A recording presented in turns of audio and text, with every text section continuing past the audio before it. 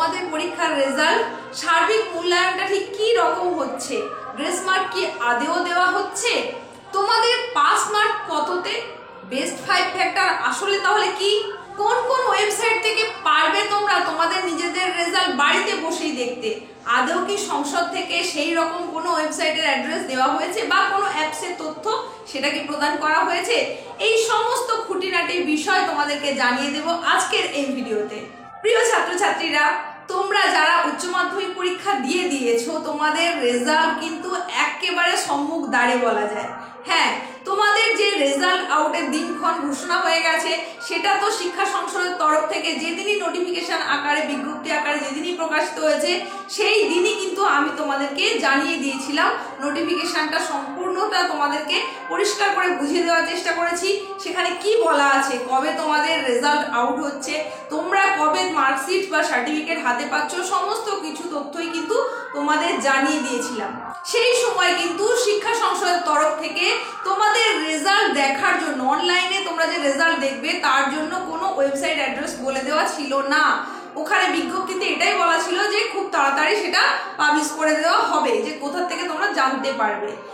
এখন আজকের এই ভিডিওতে আমি তোমাদেরকে সেই নোটিফিকেশনটাই দেখিয়ে দেব যে কোন কোন ওয়েবসাইট থেকে তোমরা তোমাদের রেজাল্টটা দেখে নিতে পারো।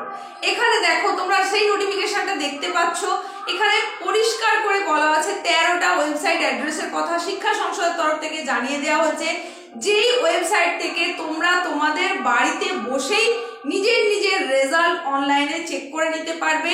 আর এখানে একটা অ্যাপসের কথাও বলা হয়েছে, মাত্র একটা অ্যাপস থেকেই সেটা তোমরা প্লে স্টোর থেকে ডাউনলোড করে তোমরা নিজের রোল নম্বরের সাহায্যে তোমাদের নিজেদের মার্কশিটটা সম্পূর্ণভাবে পুঙ্খানুপুঙ্খভাবে দেখে নিতে পারবে। যেদিন তোমাদের রেজাল্ট আউট হচ্ছে অর্থাৎ 8ই মে তোমাদের কখন রেজাল্ট আউট হচ্ছে, 8ই মে বুধবার দিন বেলা 1টার সময় তোমাদের রেজাল্ট আউট হচ্ছে।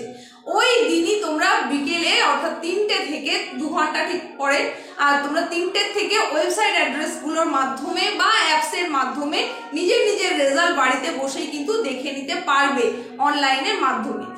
কিন্তু ওই সময়তেই তোমরা তোমাদের মার্কশিট পাচ্ছ না, তোমাদের মার্কশিট আর সার্টিফিকেট ওই দিন তো পাচ্ছই না, তোমরা পাবে 10 তারিখে। কর্তৃপক্ষ 10 তারিখে বেলা 10টার সময় ওইগুলো কালেক্ট করবে, তারপর কিছু প্রসিডিওর মেনটেন করতে হবে। সেই প্রসেসিং গুলোর পর তোমরা যখন মার্কশিট আর সার্টিফিকেটটা হাতে পাবে ততক্ষণে হয়তো বেলাটা আরেকটু বেড়ে যাবে, বেলা 2টো 2:30টার দিকে হয়তো তোমাদেরকে স্কুল থেকে তোমাদের মার্কশিট আর সার্টিফিকেট প্রদান করা হবে। তো তোমাদের কার কিরকম রেজাল্ট হতে চলেছে বা কি হবে আসলে ফলাফল, সেটা নিয়ে নিশ্চয়ই এখন প্রচন্ড উৎকণ্ঠার মধ্যেই রয়েছে তোমরা। আমি বলবো যে এই উৎকণ্ঠাটা এখন কিন্তু আর করলে চলবে না। তোমাদেরকে নিজেদেরকে সংযত রাখতে হবে, সমস্ত রকম চিন্তা ভাবনা থেকে দূরে রাখতে হবে নিজেকে, কারণ তোমার পরীক্ষার মূল্যায়ন হয়েই গেছে। এখন তুমি যদি একটা এক্সট্রিম পর্যায়ে গিয়ে টেনশনে পড়ে যাও তাহলেও কিন্তু তোমার সেই মূল্যায়ন পত্রের কোনো পরিবর্তন ঘটবে না। সুতরাং যেটা হওয়ার সেটা হয়ে গেছে, সেটা তোমাকে মানতে হবে। তুমি যেমন সারা বছর পড়াশোনা করেছো সেই অনুযায়ী যেমন পরীক্ষা দিয়েছো তোমার মূল্যায়নটাও কিন্তু ঠিক সেই রকমই হবে। তবে এই জায়গায় তোমাদের বলে রাখি, এইবার যেটুকু শোনা যাচ্ছে বিশেষ সূত্র মারফত যেটুকু শোনা যাচ্ছে পাশের হার কিন্তু অনেক বেশি, অনেক ভালো রেজাল্ট হচ্ছে, এমনকি গত বছরের তুলনায় রেজাল্ট আরো ভালো হতে চলেছে। এমনও শোনা যাচ্ছে যে সেকেন্ড ডিভিশনের তুলনায় কিন্তু ফার্স্ট ডিভিশনের সংখ্যা আরো বাড়ছে গত বছরের তুলনায়। সুতরাং এই জায়গায় আমি তোমাদের আশ্বস্ত করতে পারি যে খুব বেশি হতাশাগ্রস্ত হয়ে পড়ার কিছু নেই। তুলনায় রেজাল্ট যখন গত বছরের তুলনায় ভালো হচ্ছে আর পুরনো সিলেবাসে তোমরাই যখন শেষ পরীক্ষার্থী, তখন মনে হয় না যে খুব খারাপ কিছু হবে। তোমাদের যদি পরীক্ষা মোটামুটি হয়ে থাকে তাহলে কিন্তু আশা করা যায় যে তোমরা পাস করে যাবে। এরপরে তোমাদের বলি যে তোমাদের পাস মার্কটা কিরকম। তোমরা নিশ্চয়ই জানো যে তোমাদের যে নন প্র্যাকটিক্যাল সাবজেক্ট কিছু আছে আর যেগুলো প্র্যাকটিক্যাল সাবজেক্ট আছে, দুটোর ক্ষেত্রে কিন্তু ক্রাইটেরিয়াটা আলাদা পাস মার্কের জন্য। কিরকম ক্রাইটেরিয়া না, তোমাদের যেগুলো নন প্র্যাকটিক্যাল সাবজেক্ট অর্থাৎ যেগুলো প্র্যাকটিক্যাল বেসড সাবজেক্ট নয়, যেরকম বাংলা, ইংরেজি, ইতিহাস, পলিটিক্যাল সায়েন্স, এডুকেশন, এই রকম যে সমস্ত সাবজেক্টগুলো রয়েছে, এই সমস্ত সাবজেক্টের টোটাল যে 100 মার্কস সেটাকে দুটো ভাগে ভাগ করা হয়। তার মধ্যে রিটিন হয় 80তে আর তোমাদের প্রজেক্ট পরীক্ষাটা দিতে হয়েছে 20-র ওপরে। এই যে দুটো যে পরীক্ষা তোমাদের হলো প্রজেক্ট আর থিওরি, এই সব মিলিয়ে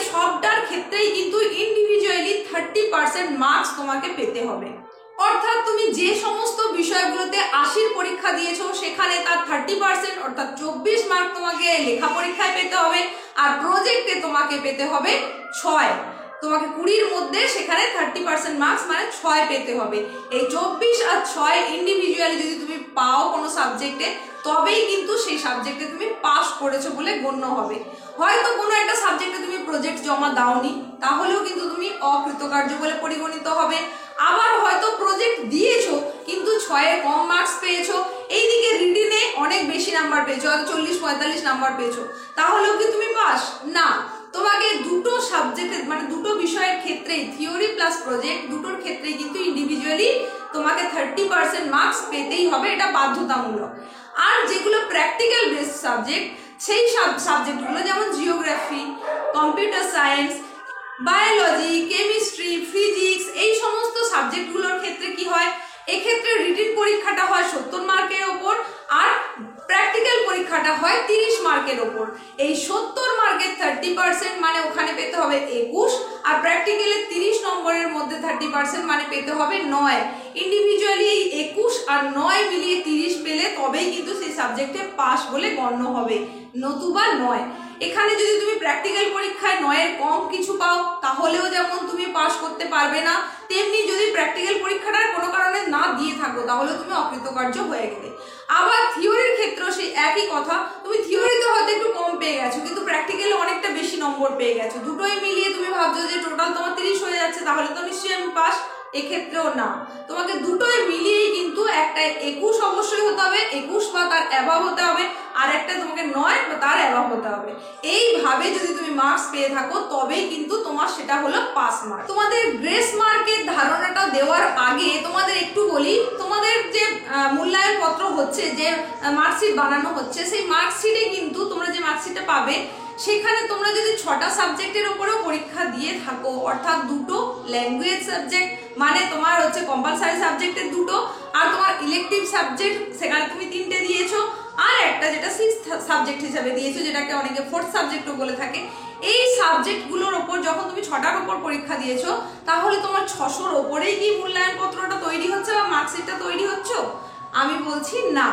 তো এক্ষেত্রে মার্কশিটের যে নাম্বারটা আসবে সেক্ষেত্রে যেটা কাজ করবে সেটাকে বলা হয় বেস্ট 5 ফ্যাক্টর। সেটা কি না, তোমার কম্পালসারি সাবজেক্ট যে দুটো, সেই সাবজেক্ট দুটোর সঙ্গে তোমার আদার্স আরো 3টে সাবজেক্ট মিলিয়ে যে 5টা মোট সাবজেক্ট হলো, সেই 500 মার্কের ওপরেই কিন্তু তোমার বেস্ট 5 যে মার্কস তুমি পাচ্ছ, তুমি অ্যাচিভ করেছো, সেটাই কিন্তু তোমার মার্কশিটে দেওয়া হবে। এইবার তুমি পরীক্ষা দিচ্ছ বাংলা ইংরেজি মানে কম্পালসারি সাবজেক্ট ছাড়া 4টে দিয়েছো, সেখানে কেন 3টে নেওয়া হবে? এটাকেই তো বলা হচ্ছে বেস্ট 5 ফ্যাক্টর। তো এই জায়গায় তোমাদেরকে কিছু কথা বলে দিই, যেটা আমি এর আগেও ভিডিওতে বলেছি, তোমরা হয়তো অনেকে দেখে থাকবে, অনেকে যদি নাও দেখে থাকো, আমি এখানে আরেকটু ছোট করে জিস্ট আকারে বলে দিতে চাইছি। তোমাদের যে কম্পালসারি সাবজেক্ট অর্থাৎ বাংলা আর ইংরেজি, এই দুটো ল্যাঙ্গুয়েজ গ্রুপের যে সাবজেক্ট, এটাই কিন্তু পাস করাটা একেবারে বাধ্যতামূলক। মানে বাংলায় আর ইংরেজিতে তোমাকে অতি অবশ্যই পাস করতেই হবে। এরপরে যে সাবজেক্টগুলো থেকে গেল, যে 4টে সাবজেক্ট থেকে গেল, সেই সাবজেক্টগুলোর ক্ষেত্রে কি হলো, তুমি হয়তো 3টে পাস করেছো, একটাই পাস করতে পারোনি। যেটাই পাস করতে পারোনি সেই সাবজেক্ট বাদ দিয়ে যে বাকি 3টেতে পাস করে গেছো, তাহলে কিন্তু ইন টোটাল তুমি পাস বলে বিবেচিত হলে। আবার তুমি দুটো যে ল্যাঙ্গুয়েজ গ্রুপের সাবজেক্ট অর্থাৎ কম্পালসারি সাবজেক্ট আছে, সেই সাবজেক্টে পাস করেছো, এমনকি বাকি 4টে সাবজেক্টেও পাস করেছো, তাহলে তো তুমি অবধারিতভাবে পাসই করলে। কিন্তু যদি তোমার দেখা যায় যে ল্যাঙ্গুয়েজ গ্রুপের একটাতে পাস করতে পারোনি, বাকি যে 4টে সাবজেক্ট ছিল সেখানে তুমি পাস করেছো, তাহলে সেক্ষেত্রে কিন্তু তুমি অকৃতকার্য বলে পরিগণিত হবে। তাহলে এখান থেকে পরিষ্কার কি জানা যাচ্ছে যে তোমার কম্পালসারি সাবজেক্ট দুটোতে তোমাকে পাস মার্কস তুলতেই হবে, 30% মার্কস পেতেই হবে, সেখানে প্রজেক্ট প্লাস থিওরি মিলিয়ে। বাকি যে 4টে সাবজেক্ট রয়েছে, এই 4টে সাবজেক্টের মধ্যে যদি তুমি যে কোনো 3টেতে পাস করো, তাহলেও কিন্তু তুমি পাস বলে বিবেচিত হবে। এবার ধরো 6টা সাবজেক্টেই তুমি পাস করেছো, তাহলে বেস্ট 5 ফ্যাক্টর কিভাবে কাজ করবে না, সেখানে তোমার কোন 5টা বিষয় বিষয়ে সব থেকে বেশি নম্বর আছে সেই নম্বরগুলোই কিন্তু প্লাস করা হবে, মার্কশিটে অ্যাড করে দেওয়া হবে। আর যেটা সব থেকে নাম্বার কম আছে সেই নাম্বারটা নেওয়া হবে না। এটাই হচ্ছে বেস্ট 5 ফ্যাক্টর। তাহলে এই জায়গাটা নিশ্চয়ই তোমাদের কাছে ক্লিয়ার হয়ে গেছে, ধারণাটা নিশ্চয়ই পরিষ্কার হয়েছে বলেই আমার মনে হয়। তো এরপরে আসি যে তোমাদের গ্রেস মার্ক। দেখো, তোমাদের কম্পালসারি সাবজেক্টের ক্ষেত্রে পাশ করাটা যেহেতু বাধ্যতামূলক, তাই এখানে হয়তো কেউ বাংলায় পাশ করেছে, ইংরেজিতে কোনো কারণে পাশ হয়নি, সেখানে হয়তো 1-2 মার্কসের জন্য পাশ হচ্ছে না, ওই মার্কটা পেয়ে গেলেই হয়তো সে পাশ বলে বিবেচিত হতো। সেক্ষেত্রে ওটা কিন্তু তোমাকে গ্রেস মার্ক হিসাবে দিয়ে দেওয়া হবে। তাছাড়া কখন দেওয়া হবে, ধরো তোমার কম্পালসারি সাবজেক্টে পাশ করে গেছো, বাকি যে 3টে পাশ করার কথা সেই 3টের মধ্যে 2টোই তুমি পাশ করেছো, আর 2টোর অবস্থা খুব খারাপ, একটা মোটামুটি অবস্থা, সেটা কিছু মার্ক হলেই হয়তো তুমি পাশ করে যেতে পারতে, তাহলে সেক্ষেত্রেও তোমাকে কিন্তু গ্রেস মার্ক দিয়ে দেওয়া হবে। তবে এই গ্রেস মার্কটা তো আনলিমিটেড এরকম হতে পারে না, 1, 2 বড়জোর 3 পর্যন্ত সেখানে তোমাকে গ্রেস মার্ক দিয়ে পাশ করে দেওয়ার চেষ্টা হয়। এর আগের ভিডিওতেও আমি তোমাদের বলেছি যে সংসদ সবসময় ছাত্রছাত্রীদের পক্ষে থাকে, তোমাদের জন্য যত দূর পর্যন্ত করা যায় সেটা চেষ্টা করা হয় যাতে তোমরা কৃতকার্য হও, সেইভাবেই সমস্ত রকম প্রচেষ্টা চালিয়ে যাওয়া হয়। তো গ্রেস মার্ক যদি 1, 2, 3 দিয়ে তোমাকে পাশ করিয়ে দেওয়া যায় সেই চেষ্টা অবশ্যই থাকে। তাহলে তোমাদেরকে আমি জানিয়ে দেওয়ার চেষ্টা করলাম যে তোমাদের পাস মার্ক কততে হয়, গ্রেস মার্ক আদেও দেওয়া হয় কিনা বা দিলে কিরকম ভাবে দেওয়া হয়, বেস্ট 5 ফ্যাক্টর কি, তোমাদের জন্য ওয়েবসাইট কি কি অ্যাড্রেস শিক্ষা সংসদের তরফ থেকে পাবলিশ করা হয়েছে, কোন অ্যাপসে তোমরা অনলাইনে তোমাদের নিজের রেজাল্ট নিজে দেখতে পারবে, এই সমস্ত তথ্য যেমন তোমাদেরকে তুলে ধরলাম, তেমনি বলছি যে এই যে উচ্চ মাধ্যমিকের রেজাল্ট বেরোনোর ঠিক আগের মুহূর্তে রেজাল্টটা কিরকম হবে সেটা নিয়ে যেমন একটা চিন্তা ভাবনা কাজ করে, ঠিক তেমনি দেখবে রেজাল্ট বেরোনোর পরপরই আরেকটা চিন্তা কাজ করে যে এর পরে কি হবে, এরপরে কি করব। এই তো আমার রেজাল্ট এইরকম হলো, যার খুব ভালো রেজাল্ট হয়েছে তারও যেমনি ওই বিষয়ে চিন্তা থাকে, যার মধ্যম মানের হয়েছে আবার যার খুব খারাপ হয়েছে, সবার ক্ষেত্রেই কিন্তু এই চিন্তাটা আসে। সেটা হচ্ছে যে কলেজের ভর্তি প্রক্রিয়া তো চালু হয়ে যাবে সঙ্গে সঙ্গেই, সেই কলেজে ভর্তির সময় যে ফর্ম ফিল আপটা করতে হয়, তুমি কিভাবে কোন ফর্মটা ফিল আপ করবে। ওখানে তো 2 রকম ফর্ম পাওয়া যায়, একটা হচ্ছে জেনারেল কোর্সের অর্থাৎ পাস কোর্সের জন্য, আর একটা অনার্স কোর্সের জন্য। যেই কোর্সটা করলে তোমার জন্য ভালো হবে সেইটা বাছাটা কিন্তু ওই মুহূর্তে খুব কঠিন হয়ে পড়ে। তো তোমাদের কার কোনটা বাছলে ভালো হয় সেই বিষয়ক সমস্ত তথ্য, খুঁটিনাটি যা যাবতীয় তথ্য সমস্ত নিয়ে কিন্তু চ্যানেলে আগেই একটা ভিডিও আপলোড করা আছে, চাইলে তোমরা ওই ভিডিওটা দেখে নিতে পারো যারা এখনো দেখোনি, তাহলে তাদের ক্ষেত্রে কিন্তু ওই অপশনটা বাছতে অনেক সুবিধে হবে। আশা করি তোমাদের ভিডিওটা নিশ্চয়ই ভালো লেগে থাকবে। যদি তোমাদের ভিডিওটা খুব কার্যকরী মনে হয় বা ভালো লাগে তাহলে অবশ্যই লাইক করে দেবে। আর পরবর্তীতে আমি তোমাদের জন্য নিয়ে চলে আসছি যে তোমাদের ঠিক কত মার্ক পেলে সেটাকে স্টার মার্ক বলা হয়, কত মার্কে ফার্স্ট ডিভিশন বলা হয়, সমস্ত তথ্য কিন্তু নিয়ে চলে আসছি আরো একটা ভিডিওতে। সেই সমস্ত গুরুত্বপূর্ণ তথ্যগুলো যদি তুমি পেতে চাও এবং আপডেট যে কোনো তথ্য যদি পেতে চাও তাহলে অবশ্যই তোমাকে চ্যানেলটাকে সাবস্ক্রাইব করতে হবে আর পাশে থাকা নোটিফিকেশন বেল আইকনটাকে অল করে রাখতে হবে। সকলের সুস্থতা কামনা করি, সকলে টেনশন মুক্ত থাকো, তোমরা তোমাদের মধ্যে সমস্ত রকমের হতাশাকে এখন দূরে সরিয়ে রাখো। আশা করি তোমাদের রেজাল্ট নিশ্চয়ই ভালো হবে। খুব অঘটন না ঘটলে কিন্তু পাস না করাটা সত্যি দুর্ভাগ্যজনকই হবে, কারণ এবছর পাশের হার অনেক বেশি সেরকমই জানা যাচ্ছে। সুতরাং সমস্ত টেনশনকে দূরে সরিয়ে রাখো, নিজেরা ফ্রি থাকার চেষ্টা করো। আজ এই পর্যন্তই, পরবর্তীতে তোমাদের জন্য নিয়ে চলে আসছি তোমাদের কোন মার্কের জন্য কোন ডিভিশন